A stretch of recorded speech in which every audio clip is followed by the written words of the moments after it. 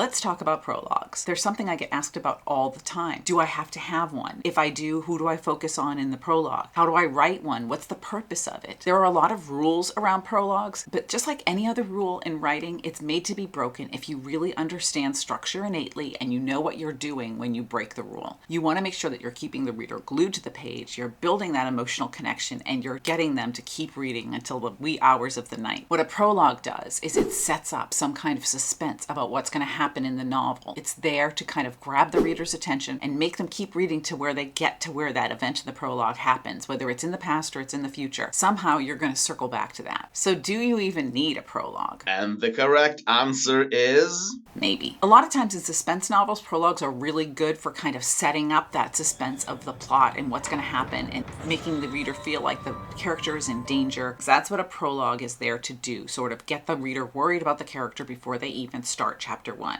You don't have to have one. To me, it's really kind of a gut decision. Maybe I do need this here to get that suspense going and set that mood, or maybe I don't. With a lot of my more straightforward books like the women's fiction and romance novels, I do not have a prologue because I don't need that kind of suspense for a novel like that. However, if I'm writing something that is suspenseful or a thriller or something like that, I feel like the prologue just grabs that reader right away, and so I do put one in. So you've really got to learn to listen to your gut, look at what's in your genre, and see if other authors are doing that, and if it's grabbing you as the reader and making you want to read more. In this video, I'm going to talk about what prologues are, how to create them, and what they can do for your book. So let's dive right into prologues and how they work. But first, don't forget to subscribe because you don't want to miss any of the great writing advice that we're going to have on this channel. The first rule about prologues is that they should be short and relevant. By short and relevant, I mean just a couple of pages, 2-3 pages. You don't want the prologue to go on and on and on and on. It's an appetizer. Who ordered this?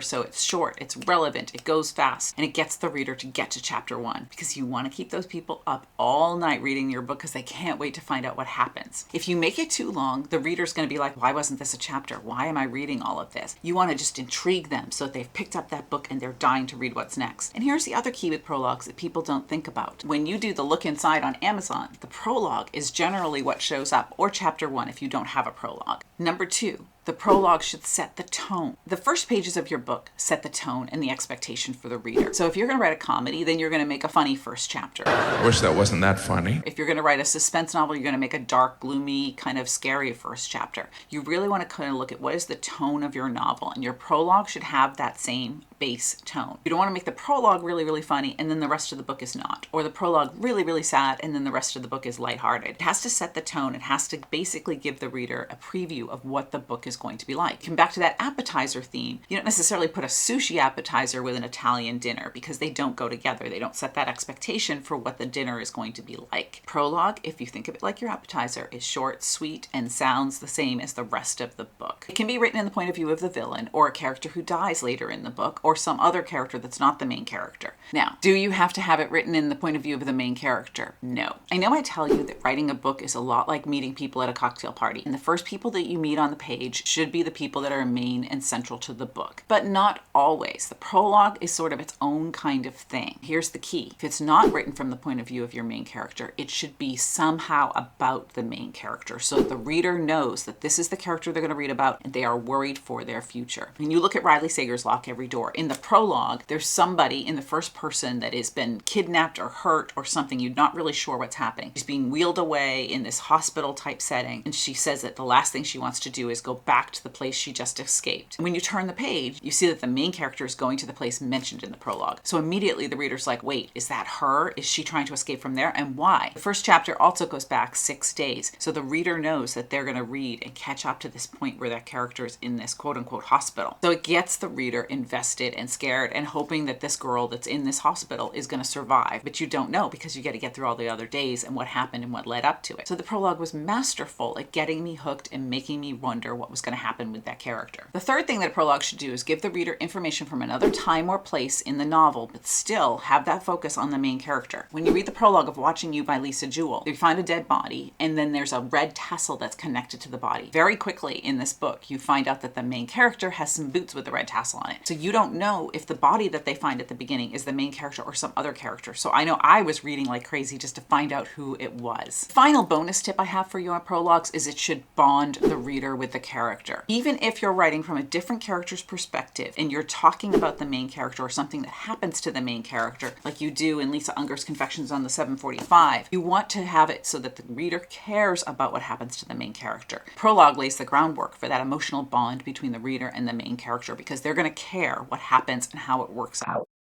Jumpstart your writing, get over the